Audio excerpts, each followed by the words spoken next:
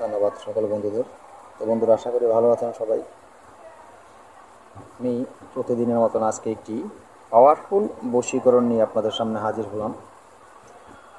তো আজকের এই বশীকরণটি নিয়ে আপনাদের সামনে আমি আলোচনা করব যে এই বশীকরণটি আপনারা কিভাবে প্রয়োগ করবেন, কোন নিয়মে প্রয়োগ করবেন, সেই বিষয় নিয়ে আলোচনা করব। তো বন্ধুরা, আমি ভিডিওর মূল আলোচনায় চলে যাওয়ার আগে সকল বন্ধুদের কাছে একটি কথা বলব। আমার চ্যানেল অলৌকিক শক্তির চ্যানেলটি সাবস্ক্রাইব করে পাশে থাকা বেল আইকনটি বাজিয়ে নোটিফিকেশন অন করে রাখবেন, যাতে আমি কোনো নতুন ভিডিও আপলোড করার সাথে সাথে সবার আগে আপনার কাছে চলে যায়। তো বন্ধুরা, আজকে যে ভিডিওটি আমি আপনাদের সামনে নিয়ে এসেছি, এই নকশাটি নিয়ে এসেছি এজন্য কিছু ভাইয়েরা বোনেরা কমেন্ট করেছেন, গুরুজি, কিছু ভাইয়েরা কমেন্ট করেছেন যে গুরুজি, এরকম অনেক একটা মেয়ের সাথে দীর্ঘদিন সম্পর্ক ছিল, সে আমার টাকা পয়সা নষ্ট করে আমার সব কিছু খেয়ে এখন সে আমার সাথে কথা বলে না, ফোন ব্লক করে রেখেছে, ফোনে পাই না। তো আবার কিছু বোনেরা কমেন্ট করেছেন যে গুরুজি, এরকম আমার সাথে 10 বছর 5 বছর অনেকেই বলেছেন যে আবার 2 বছর এরকম সম্পর্ক করে আমার সব কিছু নষ্ট করে দিয়ে এখন তার ফোন বন্ধ, সে আমার সাথে কথা বলে না, তাকে ফোনে পাই না এবং সে আমাকে এড়িয়ে এড়িয়ে চলে। তো এরকম বিভিন্ন বাহানা দেখায় এখন। তো সেই ক্ষেত্রে আজকের এই পাওয়ারফুল বশীকরণটি নিয়ে হাজির হলাম। সে ব্যক্তি যেখানেই থাকুক, যত দূরেই থাকুক, আপনি যদি তার নাম, বাবার নাম, মায়ের নাম জানেন বা ছবি থাকে তো আরও ভালো। তো যদি না থাকে ছবি, কোনো অসুবিধা নেই। তো আমি যেই নিয়ম বলবো সেই নিয়ম মতো যদি আজকের বলা এই যন্ত্রটি আপনি প্রয়োগ করতে পারেন, সে যত দূরে থাকুক চলে আসতে বাধ্য, অবশ্যই চলে আসবে। সে যত বড় হোক আর যেই হোক, কারণ এই যে যন্ত্র, মায়াং যন্ত্র, এগুলি ছেড়ে কথা বলে না। সঠিক নিয়ম মতন করতে পারলে আপনি সঠিক ফল পাবেন। আর যন্ত্রমন্ত্র তন্ত্রর প্রতি যাদের বিশ্বাস নাই, তারা কাজ করলে কোনো লাভও হবে না, যাদের বিশ্বাস নেই। তো বন্ধুরা, আমি ভিডিওর মূল আলোচনায় চলে যাচ্ছি। নিয়মটি বলে দেব কিভাবে আপনারা প্রয়োগ করবেন এই নকশাটিও আমি দেখিয়ে দেব এবং নকশাটি আপনারা ভিডিওর শেষে পেয়ে যাবেন। হুবহুব নকশাটি যেরকম অঙ্কন করা আছে এভাবেই অঙ্কন করবেন। আপনাদের এই নকশার কোনো কিছু পরিবর্তন করার প্রয়োজন নাই বা কোনো একটা শব্দ বা অক্ষর ঘুরানোর প্রয়োজন নাই। এবং এই নকশার পাশে যে একটি পুতুল পাবেন, সেই পুতুলটিও অঙ্কন করবেন। ঠিক আছে, এই পুতুলটিও অঙ্কন করবেন এবং নকশার নিচে আপনার সেই কাঙ্ক্ষিত ব্যক্তির নাম আগে লিখবেন আপনি যাকে বশীকরণ করতে চাচ্ছেন তার নাম, ছেলে হলে তার নাম, তার বাবার নাম, মেয়ে হলে তার নাম, তার মায়ের নাম। তারপরে আপনার নাম, আপনার বাবার নাম, আপনার ছেলে হইলে, আর আপনার মেয়ে হইলে আপনার নাম, আপনার মায়ের নাম নিচে লিখবেন। তো নাম লিখতে ভুলবেন না। তো বন্ধুরা, এই যে নকশাটি আমি দেখিয়ে দিচ্ছি একবার আপনাদেরকে। এই যে নকশাটি দেখেন, এই নকশাটি আপনাদের প্রয়োগ করতে হবে। দেখে নেন, এই যে নকশাটি দেখছেন, খুব সুন্দরভাবে স্ক্রিনশট মেরে নেন। এই নকশাটি আপনাদের অঙ্কন করতে হবে, এই যেভাবে দেখছেন হুবহুব এভাবেই অঙ্কন করতে হবে। ঠিক আছে, এভাবে অঙ্কন করতে হবে।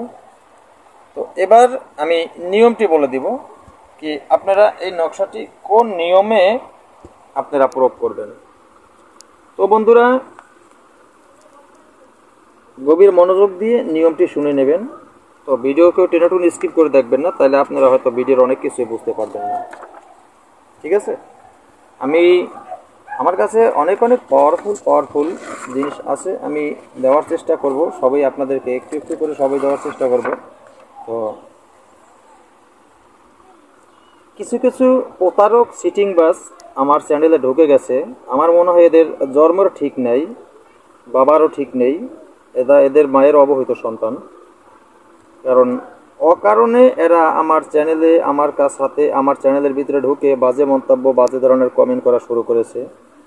তো আমি অবশ্যই বলতে পারবো এদের জন্মের ঠিক নেই, এদের মা এদের অন্য কোনো জায়গা থেকে নিয়ে আসছে, না হয় অকারণে একটা মানুষের পিছে লাগার কোনো প্রশ্ন থাকে না। আমি এখনো পর্যন্ত ইউটিউব চ্যানেলে এসে আমি কারো সাথে কোনো ঝুট, 2 নম্বরই কোনো প্রতারকই কিছু এখনো পর্যন্ত আমি দেখেছি মানুষ করেছে, আমি কারোর সাথে কোনো ধরনের কোনো কথাই বলিনি এখন পর্যন্ত। কিন্তু এই যারও সন্তানেরা অনেক ধরনের বাজে কমেন্ট করা শুরু করে দিয়েছে আমার চ্যানেলে এসে। তো সেই কমেন্টগুলি তো আপনারা অবশ্যই দেখতে পারেন, অনেকভাবে অনেক কমেন্ট আছে। এইভাবে কমেন্ট যারা করে এরা আসলে এর মায়ের অবহিত সন্তান, এর বাবার ঠিক নেই, এর মা এদেরকে রাস্তাঘাট থেকে তুলে নিয়ে আসছে, যার কারণে এরা মানুষের সাথে অকারণে লেগে অকারণে মানুষের সাথে শত্রুতা সৃষ্টি করতেছে। তা এই অমানুষের বাচ্চারা যারাই হোক, যারও সন্তানেরা যেগুলো কমেন্ট করতেছে সেগুলো আপনারা দেখতেছেন, তার জবাব আমি দিতেছি না। অনেকদিন পর আজকে আমি এই ধরনের কথা বলতে বাধ্য হলাম। এতদিন আমি শুধু আপনাদেরকে বলেছি, কোনো প্রত্যুত্তর করিনি, আজকে এতটুকু বললাম। তো এরপরে আমি দেখে নিব যে এর বাবার নাম মায়ের নাম কোথায় থাকে। তো যাই হোক, আমি নিয়মটি বলে দিচ্ছি, নিয়মটি আপনারা অবশ্যই গভীর মনোযোগ দিয়ে শুনেন। তো বন্ধুরা, এই নিয়মটি আপনারা কিভাবে নকশাটি প্রয়োগ করবেন, সর্বপ্রথম আপনারা যেই কোনো লোক দূর থেকে আনবেন। তো প্রথম আপনি কলা গাছ দিয়ে একটি ভুরুয়া তৈরি করে নেবেন। ভুরুয়া কলা গাছ দিয়ে ভুরুয়া তৈরি করে দেখবেন, তিনটা কলা গাছ দিয়ে একটি ভুরুয়া তৈরি করে নেবেন, যেটাকে পানিতে ভাসে ভুরুয়া। দেখবেন 3টা কলা গাছ দিয়ে ভুরুয়া তৈরি করে। তো একটি কলা গাছের ভুরুয়া বানাইয়া তারপরে আপনি সেই ভুরুয়াটার 4টা কোণায় লাল রঙের 4টি ছোট ছোট নিশান দেওয়ার জন্য 4টি নিশান তৈরি করে নেবেন।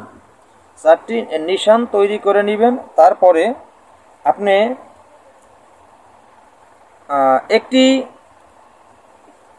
ভালো করে একটি এই যে ভুরোটা আপনি তৈরি করছেন, সে ভুরোটির মধ্যে আপনি একটা ভোগ দিতে হবে। সে ভোগ দিবেন কি, আপনি সর্বপ্রথম 7টা কলা, 7টা কাঁঠালি কলা এবং 7টা বাতাসা এবং 7টা মোমবাতি এবং 7টা আগরবাতি। এই যে আপনি এই ভোগের জিনিসটি আপনি রেডি রাখলেন, এই ভোগের জিনিসটি রেডি রাখার পরে রেডি করে সেটা আপনি এই ভুরার উপরে দিবেন। তো এই কাজ করবেন আপনি আগরবাতি এবং ভোগ দিয়ে ভোগের সামনে আপনি আগরবাতি মোমের বাতি কিন্তু জ্বালিয়ে দিবেন। আগরবাতি জ্বালিয়ে দেবেন, মোমের বাতি জ্বালিয়ে দেবেন। তারপরে আপনি এই আজকের দেওয়া ছোট্ট একটা মন্ত্র, এই মন্ত্রটি আপনি 21 বার পড়বেন। 21 বার পড়তে হবে। যে দেখেন এই যে মন্ত্রটি বলা আছে, নিয়মে বলা আছে 21 বার, ডায়েরি থেকে দিচ্ছি আপনাদেরকে আমি 21 বার। তো এই মন্ত্রটি আপনি 21 বার পড়বেন। আমি মন্ত্রটি আপনাদেরকে কণ্ঠস্থ একবার বলে দিচ্ছি, গভীর মনোযোগ দিয়ে মন্ত্রটি আপনার কান থেকে শুনে নেবেন। মন্ত্র হলো কালী কালী মহাকালী শিব শঙ্কর বালি, যদি না লাগবে শিবের জটা খসিয়া ভূমিতে পড়ে। এই যে মন্ত্রটি আমি আপনাদের সুবিধার্থে আর একবার বলে দিচ্ছি। কালী কালী মহাকালী শিব শঙ্কর বালি, যদি না লাগিবে শিবের জটা খসিয়া ভূমিতে পড়িবে। এই মন্ত্রটি আপনারা 21 বার পড়বেন।